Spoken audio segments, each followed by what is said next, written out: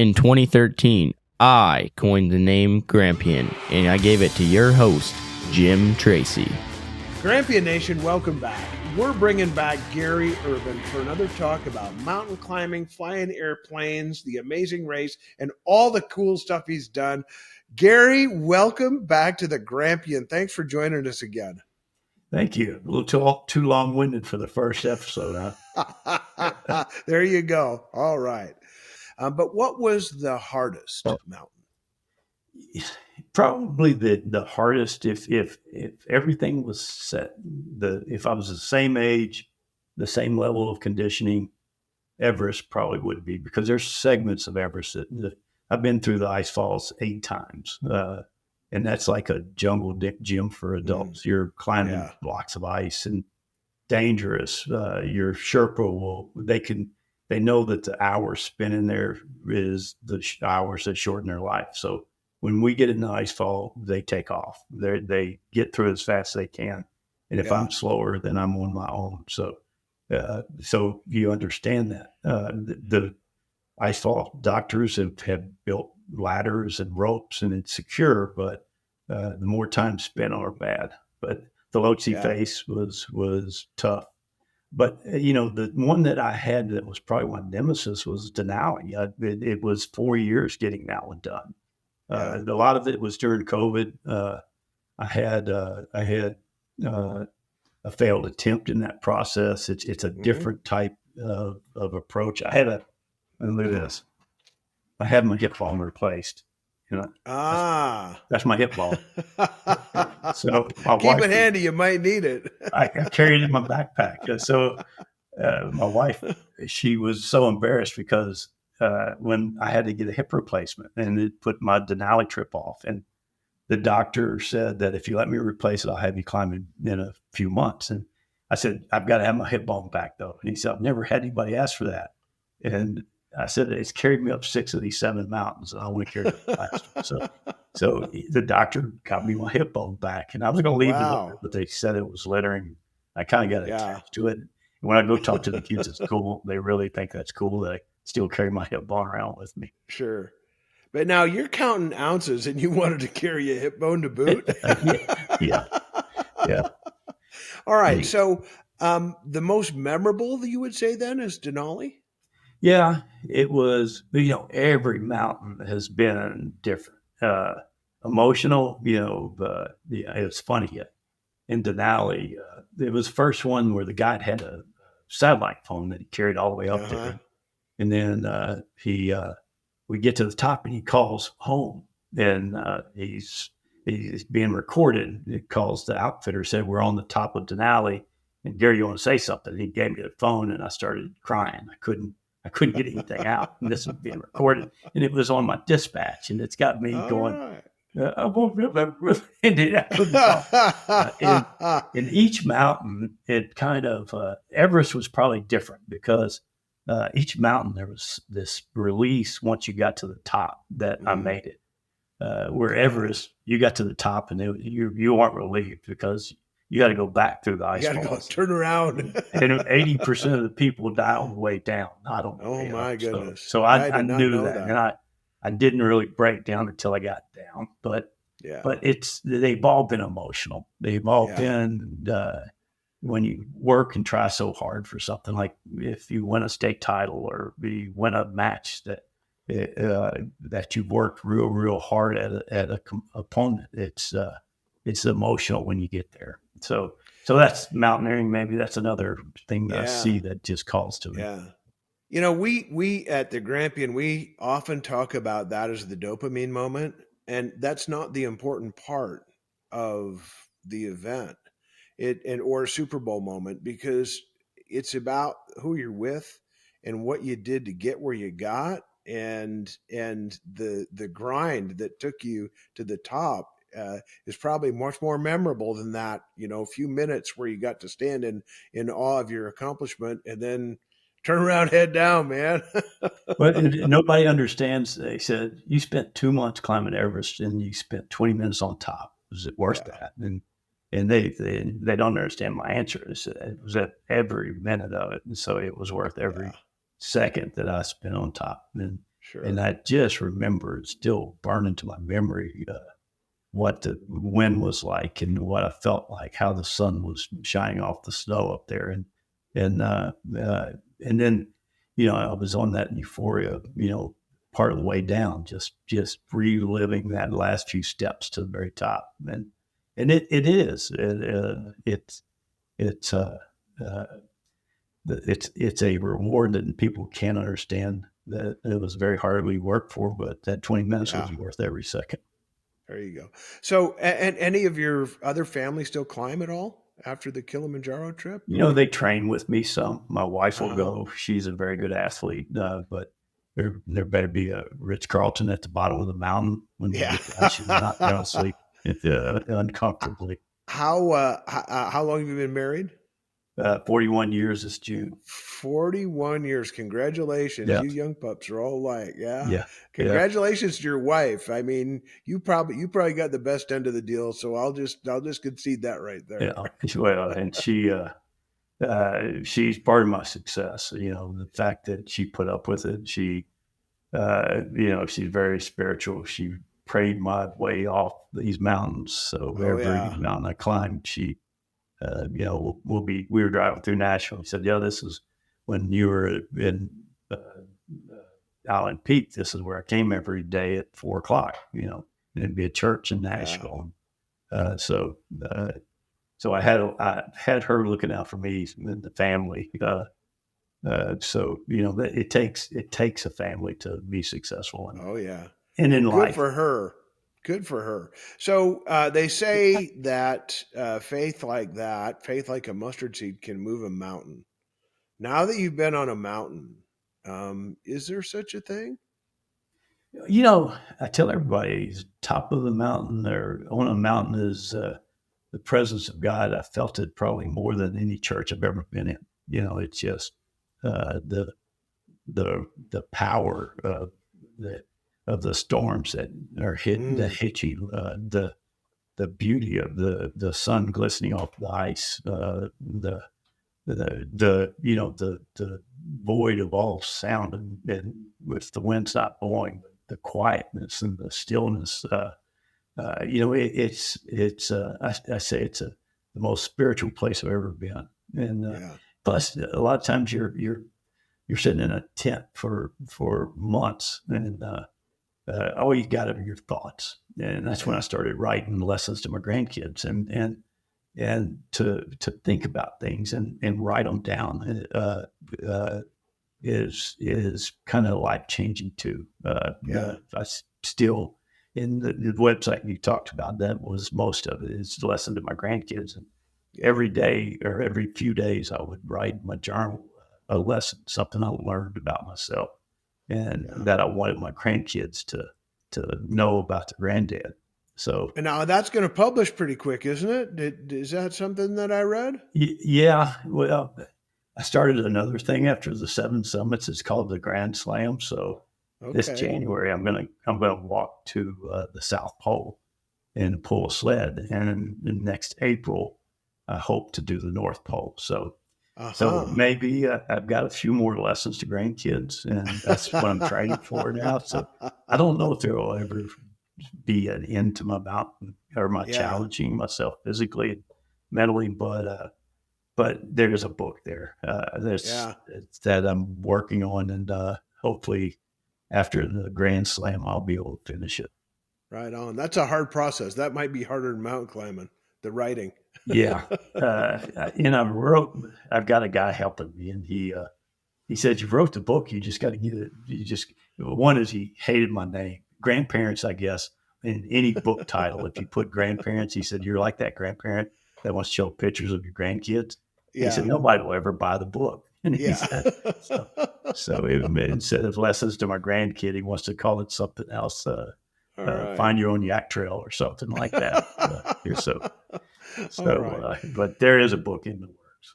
All right. So, as is you mentioned it once, and I find it fascinating. My daughter and I, at one point, we were like, we should make an application for the Amazing Race, and because I've done all this hunting stuff with my sons, I've done lots of traveling, I've done lots of pretty rough stuff. Not like your rough stuff, but rough stuff in terms of going places that other people don't go.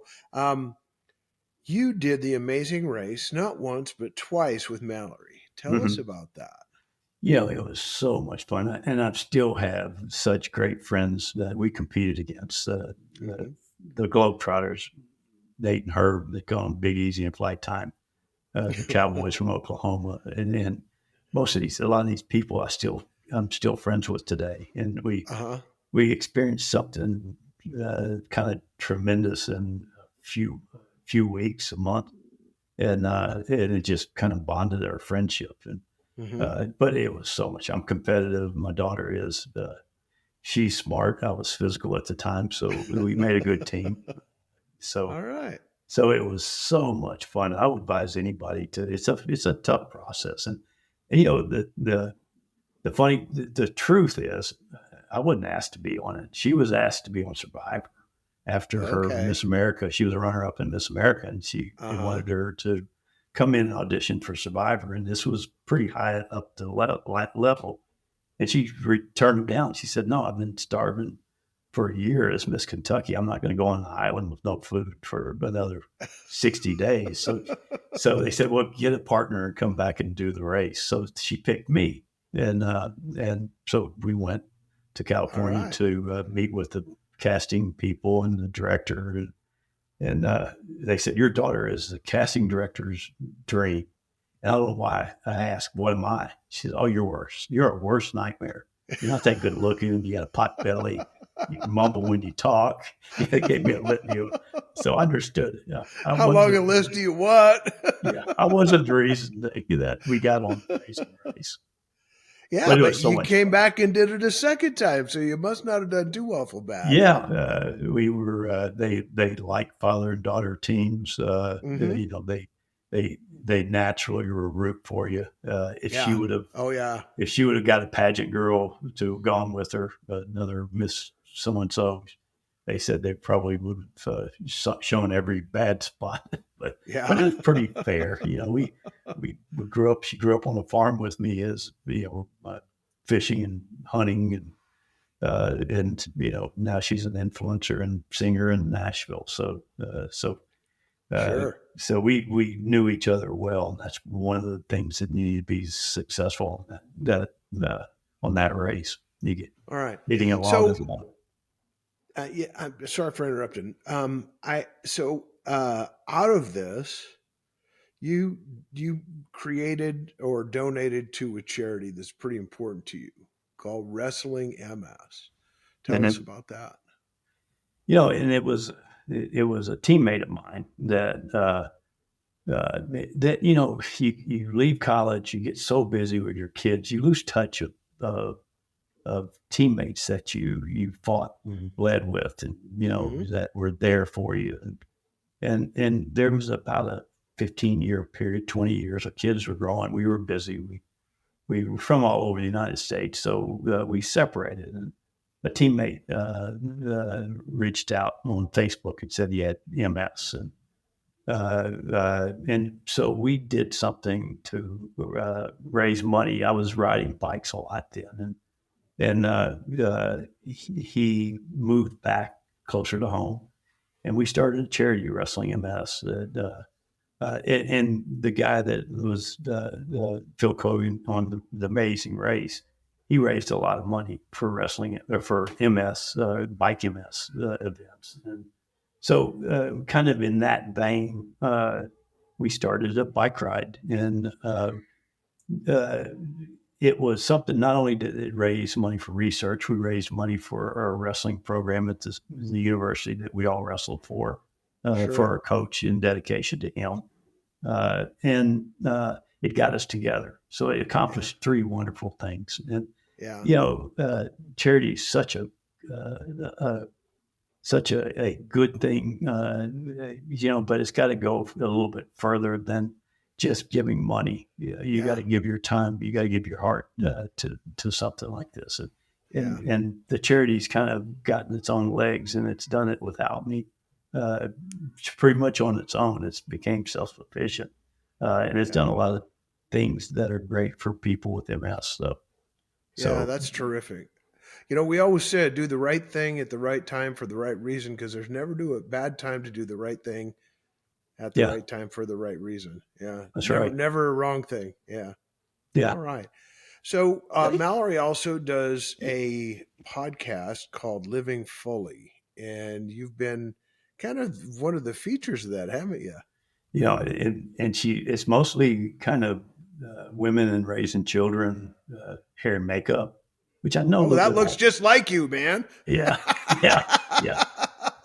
But for some reason, they like talking about mountains and about, it's a lot of the teams that I've been on top of the mountains, even the tough, ugly ones I've had about 50% of the team were female. So there are a lot of women that are attracted to this sport, and Yeah, tough sure. women. My guide in Everest was the lady, the Lydia Brady, first lady, the summit Everest with no oxygen. So same age as me, and so Wow. there's a lot of females in that sport, but she has mostly females on her podcast, and every once in a while she bring her old dad in there to talk about mountain climbing. So and lessons learned, life lessons. I guess they want to hear that too. Wow. Oh, terrific, terrific. So, sometimes when people ask me what I do, I say I'm a recovering CEO. And not too many people understand what it's like when you're the decision maker, you're in the chair that actually has a lot of command and control over other people's lives. And so you make split second decisions every day, virtually every moment, that affects people and families and companies, subcontractors, but mostly employees that have become like family to us. And then the time comes for you to kind of turn the reins over a little bit to somebody else. And I tell people, I turn around and I say, hey, I want you to, and there's nobody there. Yeah, yeah, and then my wife says the garbage goes out on Thursday. You need to take care of this. yeah, yeah, Have yeah. you So experienced something like that yet? the exact same, like we said earlier, probably the exact same path. I did Oh, I tell everybody I was an overpaid lineman is what when I had that role, and my younger brother's president of the company now, and he has the three other older brothers that give him all the advice that he needs and help. So and he maybe more than he wants. in this, yeah. And as far as the role of letting loose, I kind of learned that. I kind of early in my career, I thought when we first merged with the public company and we had a financial event where we had more money than we could ever spend, Yeah, I'd go play golf and I'd go goof off, and that was an awakening. And I kind of sat around and I said, I like working. I what a like what I terrible do. idea. I And do I said, too. I didn't work for money. I worked because my friends were people I work with or work for, Yeah, and I like what I do. I'm good at it, and so I'm still 20 years past on a 2-year employment agreement yeah, with the public entity, and it's because I like getting up every morning and coming to this office and working. So yeah. That's so perfect, I man. haven't really let loose, but I've let quite a bit. I fly the plane still, so they let me fly the plane. So All right. yeah, So you but brought it up. You brought it up. Everybody knows that you're going to figure out if somebody's a pilot. Just give them 2 minutes, and they'll tell you. And so, tell us about this flying career. As long as you open that door, man, we got a lot of pilots, and we have a lot of aviation folks who listen to this podcast and hit me up all the time, telling me all the mistakes I made. So, oh yeah. what uh, what does your pilot adventure look like? When did it start? And I was probably 18. I was in college. They offered a flight program at Central Missouri State University, and $400 to get a private pilot's license. What? Yeah, flying at 150. The Wow. instructors were on the faculty at the university, and I'm they in. paid $10 an hour for a 150. So that's all it cost. Wow. And then in business, I bought an old Cherokee 6 that I was driving a pickup truck, and I started having young kids. And I said, I can't spend this many nights away.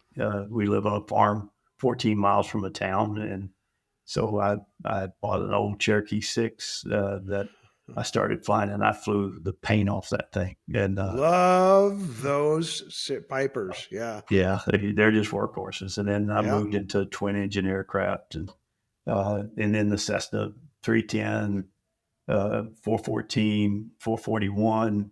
Then I Yeah. started in the jets, the CJ1, now CJ2. I'm kind of Wow. hankering for a CJ4. Uh, so I keep saying every plane, the 310 I bought is the last plane I'll ever Yeah. need. And there's always one a little bit faster and flies a little bit higher and with a little bit better You equipment. So guilty at looking at shiny things and yeah, yeah. so I had a Saratoga and I have about 1650 hours in a Saratoga. So folks, that is like a Cherokee 6's not even uncle brother, I guess. A little younger brother is the Saratoga. And so those are Suburbans in the sky, aren't they? Oh yeah, they can haul so much. They're just Yeah. workhorses. Yeah. Uh, and the Lance is the retractable version of that, which Yeah, that's the Saratoga is okay, the and that one heir apparent to the Lance. that one's got 10 knots more speed, so it's Yeah. you're what 140, 145 Yeah, I versus was turbocharged, so I had a little bit oh better speed and range, and so I could go a little bit higher than some people. So yeah, so I'm bouncing in the clouds at 135 miles an hour, so it's but it was a in a lot straight better line. than the pickup truck was. Yeah.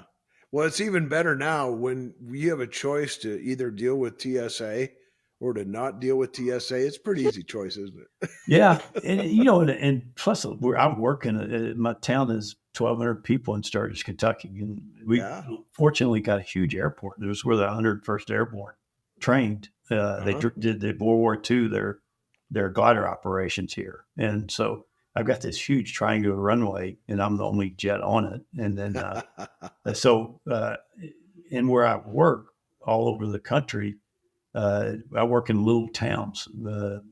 Kill, Alabama, or Yeah. Mississippi. So I got to go into small airports, and it's Sure. just a very useful way of being able to conduct business. So Yeah, it's a time machine. It yeah, really is a time machine. it Yeah. is. All right. So I have not met very many jet pilots who were my age who kind of came up through the ranks, but I didn't start flying until I was 47. I've got a little bit of jealousy you starting at 18. So if you got somebody coming up and when they want to be a pilot, what advice would you give them?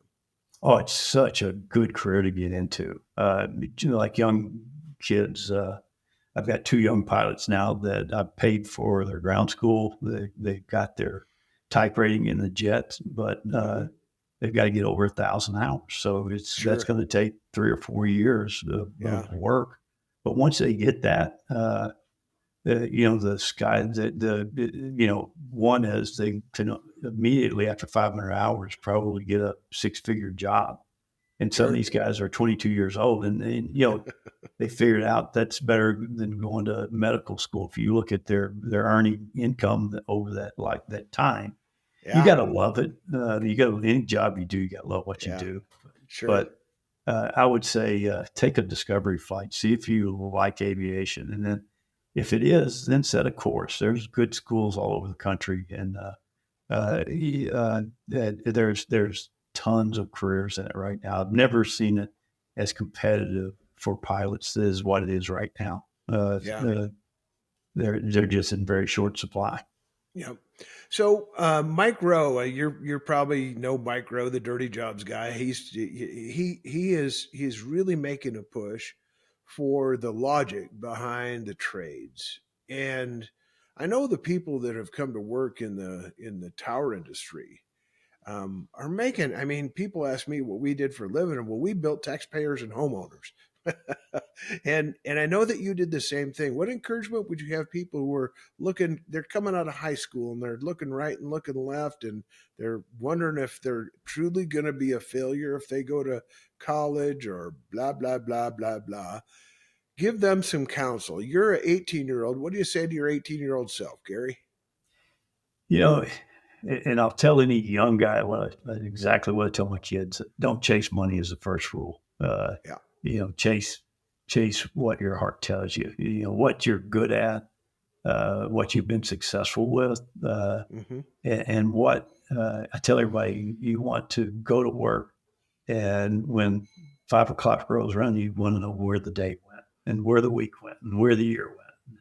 Yeah. So choose, find your calling. My daughter, when she started looking for work and what she was going to do, she do jobs, work for us here or whatever, and she would find out first what, kind of like on the mountain, what I didn't want to do, and that's valuable. And don't settle until you find that calling. And money should be way down your list. Don't chase the dollar, because that won't lead to happiness or fulfillment. Chase the opportunity. Chase what you're good at, and you'll be successful. And success brings money. So money's important. I'm not saying don't pay attention to it, but if you're good at something, the money will follow. Yeah, for sure. For sure. Well, Gary, I'd like to thank you for being part of the Grampian podcast. This has certainly been an enlightening and a fun adventure for me. And I confer upon you officially a Grampian status. So, and I feel kind of underqualified as a Grampian hanging out with you, but I think we could go flying sometime and have some fun and maybe do a little bit of climbing. I'm not gonna be able to do Everest because I got a little leg problem that I got to take care of. But I got a good doctor in Nashville that take care of it.